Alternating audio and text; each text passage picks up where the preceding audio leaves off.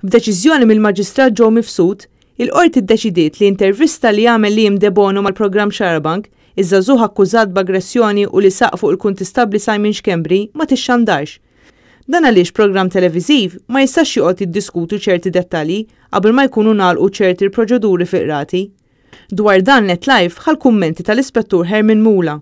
Huwa sostna li l-ġurnaliżmu huwa importanti f'soċjetà demokratika u rrid ikollok rispett kbir lejh, biss wieħed irid iddistingwi bejn rappurtaġġ ta' dak li ġara u verżjonijiet differenti li jgħidu n-nies. Meta wieħed jikkwota verżjonijiet differenti, dan ikun qed iwassal biex ifixkel l-investigazzjoni tal-pulizija kif ukoll il-proċess ġudizzjarju li jkun għaddej fil-qorti.